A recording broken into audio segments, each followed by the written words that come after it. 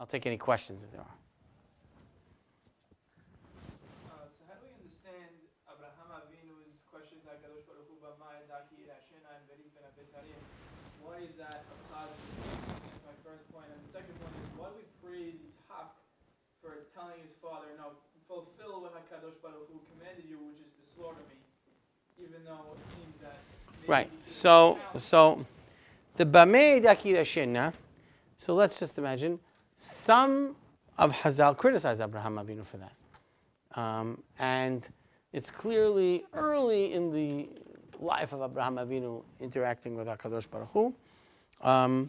Others have, and I don't want to go into this whole, right, but other Mefarshim explain that the Bamei Edah is on a different level, that it's not a real questioning, it's an insurance policy. If you check the Ramban, you'll see he goes through this elaborate discussion of what he was asking and what God was answering at different points.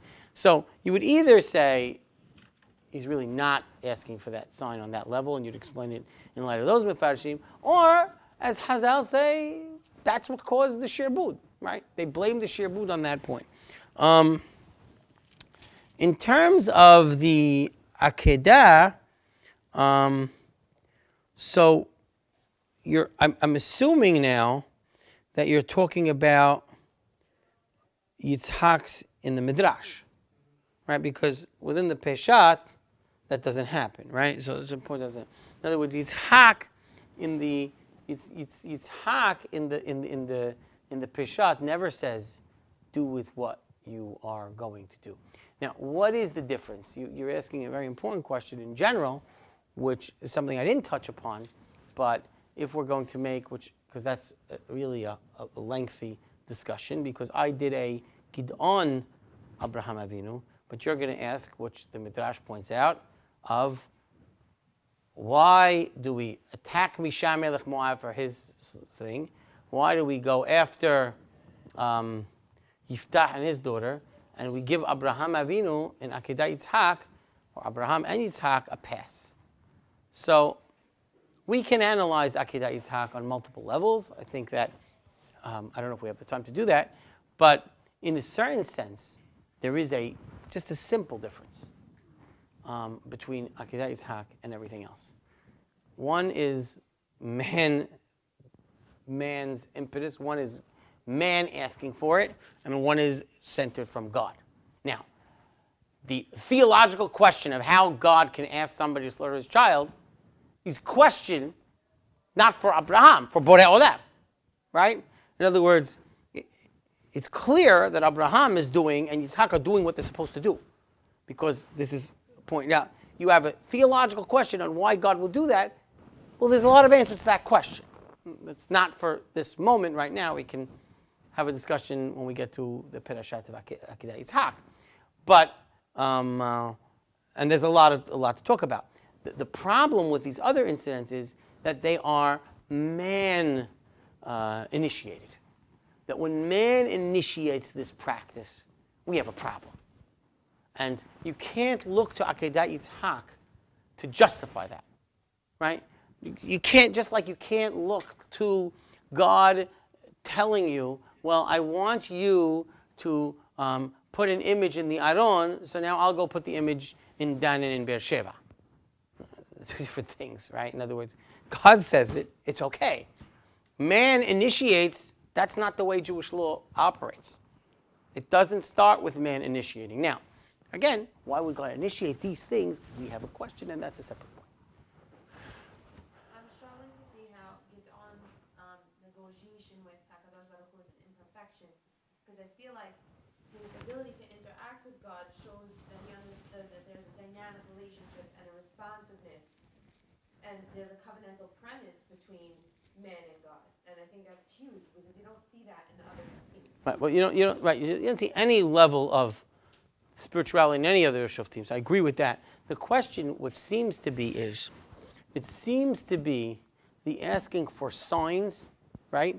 Anytime we see, certainly in Hazal, but I would say even a little bit in text of Hamash, asking for a sign, a miracle, seems, and God performing that miracle, seems to be what we call a lack of faith. In other words, man enters into the God-man relationship on spiritual, you want to call it intellectual levels. The desire for wondrous activities is something that Borei Olam does and gives in to the weakness of the people. So every time we see miracles, it's because we want miracles. We want to see something. And that's a bit foreign to Jewish thinking. It's very popular in the non-Jewish part of it. And anytime, and for example, if we go back to the first miracles that are brought for the people to believe, they're the ones requested by Moshe.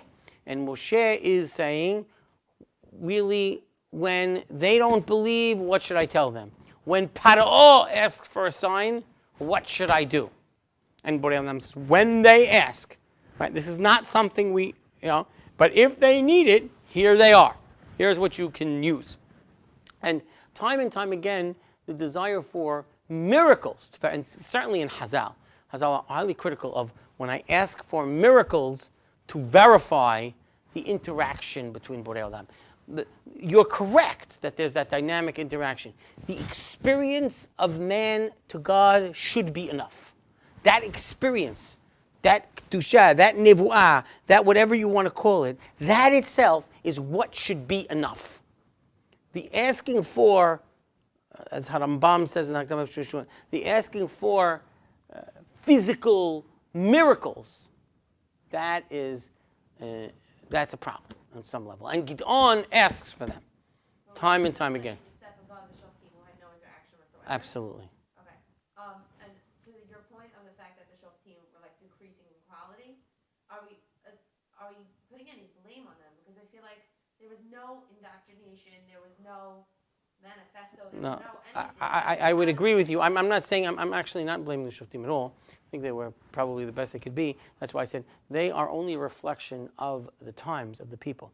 Borei Olam does hide his face in Sefer Shoftim, right? Borei Olam, as we started, if you remember 2 weeks ago in our introduction to Shoftim, it's a time of Hester Panim.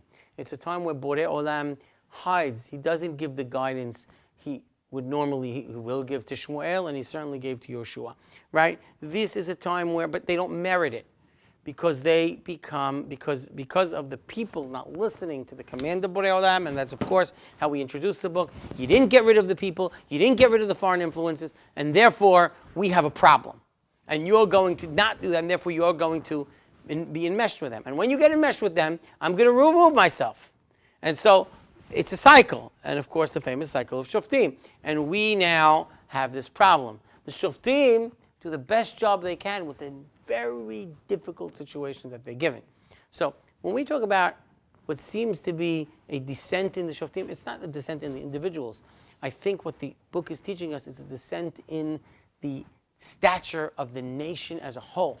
And that's how we get to, from the end of Yoshua to the end of Shoftim, with such base actions, and we have these problems. We have serious problems. We have Avodah Zarah, Shvichut Damim, Gilui Arayot. We have them on a national level. It's a problem. The only sin we have in Sefer Yoshua is one individual doing one thing wrong once. That's it. Now we have this. So I think that's what it is. And I think that problem is, of course, to lead to the glorious revolution that we're going to have in the next book, right? Which we have time to get to. Baruch Adonai Le'olam. Amen v'amen.